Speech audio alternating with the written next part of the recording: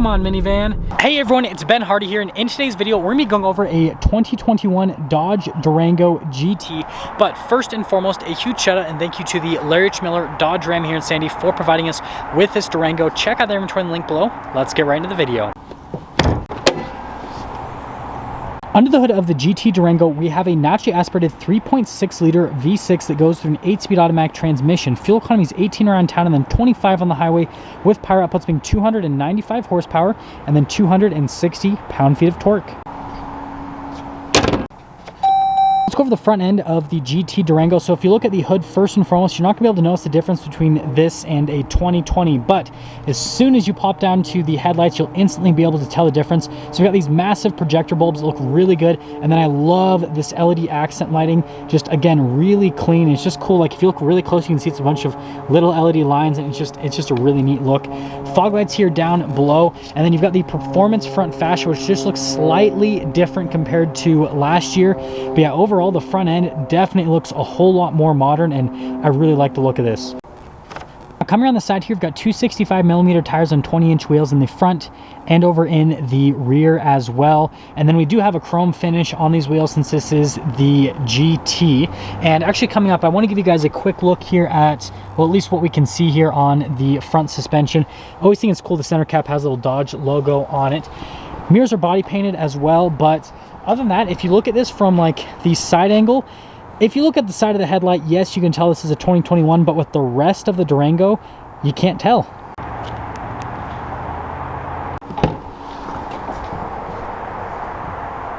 Now actually coming into the rear, you'll notice that this, again, looks all the same. Still get the storage space just underneath.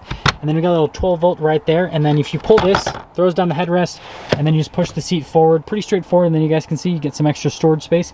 And then there is this little loop here on this side, which you pull that, pulls the seat back up, headrest back up, like all of that again is normal. And then you can see you got a little ice bucket right there on the side, and then you can put a cargo cover back here.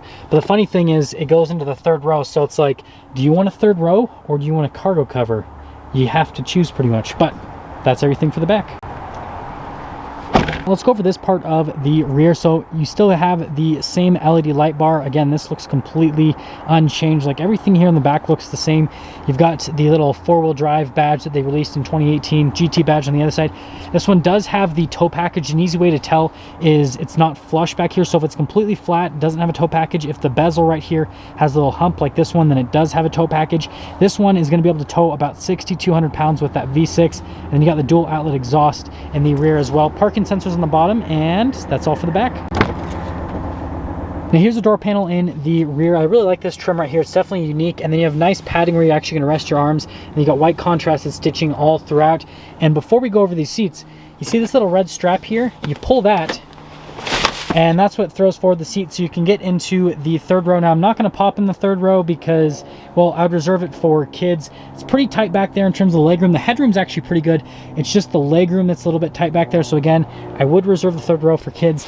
Going back to the second row, you guys can see that you've got the nice padding all throughout, and then you have the stitching that is, again, white to contrast the black leather. And let's actually pop in. So stepping in, step in height, it's really easy to get into the back of the Durango. If you're running, I'm 5'11", I've got a good amount of headroom, and then legroom is solid as well. And what kind of fool wears pants with short socks? Anyways, you can see that you've got a couple of vents right there, and we've got a couple of cup holders in this area as well. But other than that, that is everything for the back of the Durango.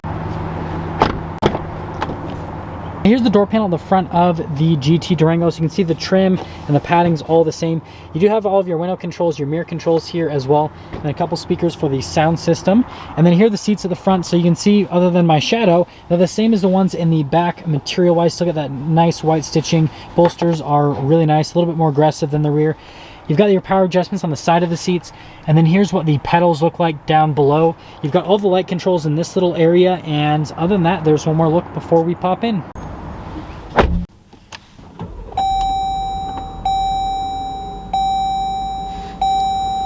Here's the steering wheel in the GT Durango. You can see you've got smooth leather at the top and at the bottom. Then you've got perforated leather on the side, which is a little bit grippier so that your hands don't slide all over the place when you are driving it. does come with some paddle shifters on the back as well to shift the gears yourself. And then below the paddle shifters, there's radio controls. You can control the radio. This side is sound, and then this side is channel. And then you can see over here, we've got the cruise control. We've got the controls to the center stack, your voice command controls as well. And then you do have a stock for the windshield wipers just behind, and that's everything for the steering wheel. Now here's the center gauge cluster. You can see you still get analog gauges on either side, and then there in the center, it's a digital readout like it has been for a minute. Now actually going through this for a minute just before I started filming, I couldn't really find anything that was different from the previous generation. It looks like this is all the same, and I mean, maybe if you want to like look like we're driving faster, we'll put it in kilometers, even though we're not, but yeah, that's the center stack. Now this is the cool part. First off, let's actually pop it into reverse. You can see it has a regular backup camera with trajectory lines, but the backup camera is a little bit bigger because this is a 10-inch screen up from the 8.4-inch. You can see response time, just like on the 8.4-inch, is really good. I love the modern look of this screen, like even compared to the new Ram trucks, which that screen with the 12-inch display and all that looks really good, but I feel like this just looks a little bit nicer in comparison. It just has like this really nice, clean look. You can see stuff loads up pretty quick. And then over on the climate side, actually, you can control all of the climate here, and then you do have that climate there in the rear that you can control as well, which is pretty neat. But yeah, overall, I think the screen's really cool.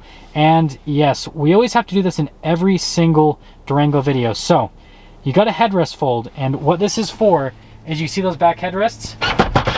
Yep. Folds them down, and they need to just rename this like the smack the third row passengers in the back of the head button. But it's really just for visibility, but also, I'm not sure. I'm just kidding. But with the rest of the screen, it's really good. Response time's really good. It looks really modern, and I imagine we're going to see this screen in a lot more vehicles soon. Now, just down below the screen, you can see you actually have some really nice stitching all around this area, and then you've got the analog controls for the radio and then the climate controls. It is a tri-zone climate, and if you guys were wondering, the back passengers do have their own little climate stack. It's just this little thing right here. And then just down below the whole climate control section, we've got our button for the parking sensors, the stability control. This is for the hazard lights. And then this is our drive mode select right next to the auto stop start if you want to turn that off. So here's how the drive modes work. Right now, we're technically in eco mode. If you press eco mode off, that would put you in what's called normal mode, basically. And then you've got the sport mode, which the sport mode actually pops up here. So you can see it pops up, sport mode, looks cool. And then with the eco mode, you press that, and as you can see, nothing happens. It's just that you get a graphic for the sport mode is all. You can see we have like the whole center stack area here. Got a couple USBs. I really like this. It's kind of like a second little center console, which is pretty neat. And then yes, you get a shifter. They've gone away from the dial for a minute, but again, here it is. And then yes, you can manually shift the gears yourself. You just go into that manual mode.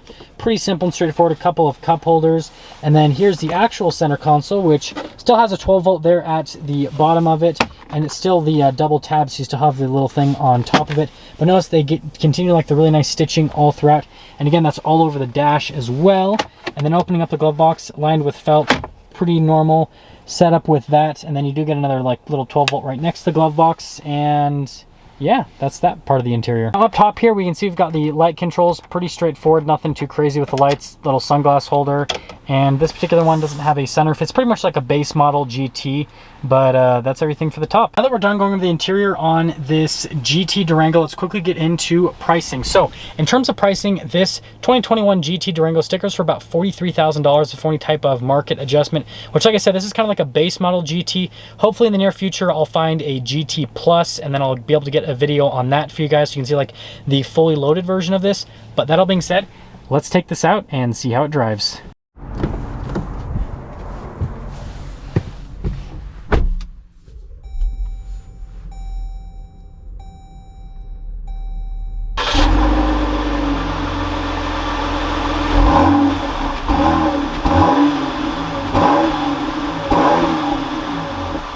Well, let's talk about visibility before we set off in the 2021 GT Durango. So you can see visibility over the hood completely unchanged from last year. There's your visibility through both of the mirrors.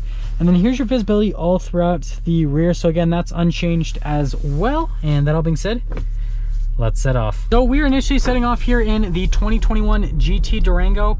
And first and foremost, let's talk about the road noise and the ride quality. So from a ride quality perspective, the GT Durango is just as smooth as it was last year. You guys know that I really like this from a ride quality perspective in the GT package. Just really smooth the suspension. Nothing really upsets the vehicle as well, which is just really nice overall.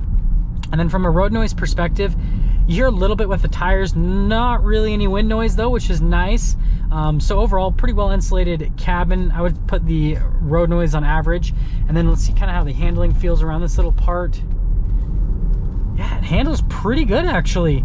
There's not a whole lot of body roll. Definitely has a sportier driving feel. And remember, this is a third row family SUV, and it actually handles really well, which is impressive. We'll see the brakes are like coming up to the stop here.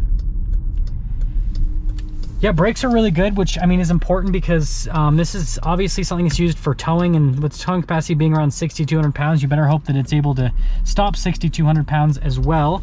But we're gonna get our kind of like minor acceleration right here. And that turned really well. Yeah, so doing partial throttle, it actually goes really well. And that's, by the way, that's just in what would be technically the eco mode.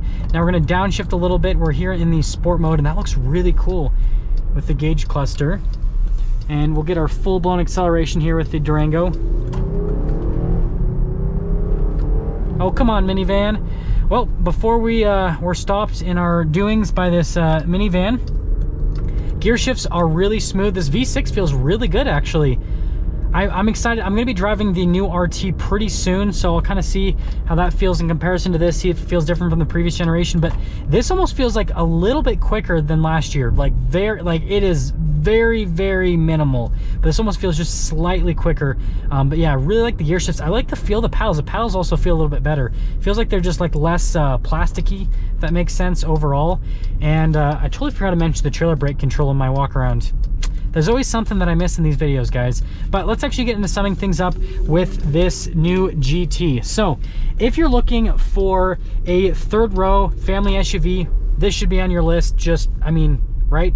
But if you're looking for a third row family SUV that has a really good towing capacity as well, then this is one that's really solid. Typically the Durangos are a little bit higher than the competitors with like a similar vehicle from a towing capacity standpoint. And so it's usually a really good option to look into with that. But overall, I love the new front end on this 2021. This really is just kind of like a very light refresh, which obviously, I mean, people want a whole redesign on the Durango, but I think that this is really good. I like the interior, I like the exterior, still really solid vehicle, so I'd check one out. That is gonna sum things up for our video on this 2021 Dodge Durango GT. And again, a huge shout out and thank you to the Dodge Ram here in Sandy for providing us with this Durango GT. Check out their inventory in the link below. I'll see all of you in the next video.